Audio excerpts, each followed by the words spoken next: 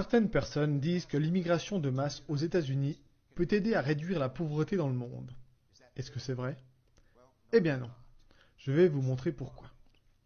Ce bonbon représente le million d'immigrants légaux que les États-Unis ont accueillis chaque année en moyenne depuis 1990. Voyons qui dans le monde mérite notre compassion humanitaire.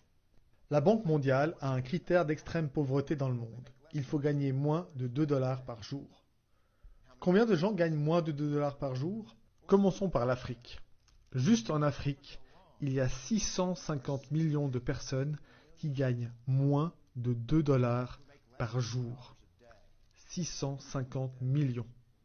Et en Inde, 890 millions de gens extrêmement pauvres en plus. En Chine, 480 millions de personnes en plus qui gagnent moins de 2 dollars par jour. Et malheureusement, la Banque mondiale nous dit qu'il y a encore dans le reste de l'Asie 810 millions de gens qui gagnent moins de 2 dollars par jour. Et finalement, il y a 105 millions de gens en Amérique latine qui sont extrêmement pauvres. Il y a donc, selon la Banque mondiale, 3 milliards de personnes dans le monde, 3 milliards de personnes qui sont extrêmement pauvres en gagnant moins de 2 dollars par jour. Ce sont ces 3000 bonbons. Et chaque année, nous en accueillons 1 million en prétendant que nous aurions fait progresser la situation humanitaire. Évidemment, nos immigrants ne viennent même pas de ces populations extrêmement pauvres. Ces gens sont juste trop pauvres, trop malades, trop loin de tout pour arriver jusqu'ici en tant qu'immigrants. Nos immigrants font partie de la frange la mieux lotie des pauvres de ce monde. Le Mexique représente bien dans nos esprits les immigrants qu'on accueille ici, parce qu'ils sont nombreux à venir du Mexique et parce que le Mexique est pauvre. Combien de gens dans le monde vivent dans des pays dont le revenu moyen est plus bas que celui du Mexique? La Banque mondiale nous dit que la réponse, c'est ces 3 milliards plus 2,6 milliards de personnes supplémentaires. 5,6 milliards de gens dans le monde vivent dans des pays dont le revenu moyen est inférieur à celui du Mexique. Ça fait 5600 bonbons. Et que nous racontent nos dirigeants? Ils nous racontent que quand nous accueillons ce million d'immigrants, nous luttons d'une manière ou d'une autre contre la pauvreté dans le monde. Et nous devons le faire sans tenir compte des effets sur nos chômeurs, nos travailleurs précaires et tous les gens les plus vulnérables de notre société, sans tenir compte des effets sur nos ressources naturelles. Et même si on suivait les propositions les plus extrêmes de Washington, à savoir de doubler notre immigration à 2 millions par an, ce qui submergerait complètement nos infrastructures physiques, naturelles et sociales, nous ne pourrions pas changer les choses.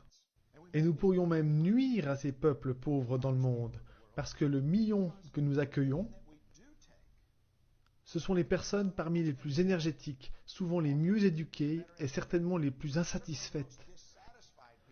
Des personnes qui, si elles n'émigraient pas, pourraient être les moteurs du changement de leur pays et améliorer le destin de leur peuple. Les vrais héros dans la cause humanitaire mondiale, ce sont les gens qui auraient les moyens d'immigrer, mais qui préfèrent rester dans leur pays pour utiliser leurs talents et aider leurs compatriotes. Malheureusement, notre système d'immigration encourage ces héros potentiels à abandonner leurs concitoyens. Mais l'impossibilité d'avoir la moindre influence est en fait pire que ce qu'il n'est paraît là. Parce que l'année passée, lorsqu'on a accueilli 1 million d'immigrants, ces pays ont généré, natalité moins mortalité, 80 millions de personnes pauvres en plus. Et cette année, le Congrès fera venir 1 million d'immigrants légaux. Et cette année, selon les Nations Unies, ces pays devraient gagner encore 80 millions de personnes supplémentaires. Et l'année prochaine, vous pouvez être certain que le Congrès, à moins que les électeurs ne l'en empêchent, fera venir un autre million d'immigrants. Et ces pays, malheureusement, vont encore ajouter 80 millions de gens à leur population déjà pauvre. Nous pouvons en accueillir 5 millions par année, mais on n'enrayera pas ce qui se passe dans ces pays. Pas même en 100 ans. Voyez, l'immigration ne pourra jamais être un moyen efficace de s'attaquer à la souffrance des gens dans ce monde. Ils doivent être aidés là où ils vivent. 99,9% de ces gens ne pourront jamais être en mesure d'émigrer dans un pays riche. Ce n'est pas possible. Ils doivent s'épanouir là où ils ont leurs racines. La seule place où 99,9% de ces gens peuvent être aidés est là où ils vivent. Aidons-les là-bas.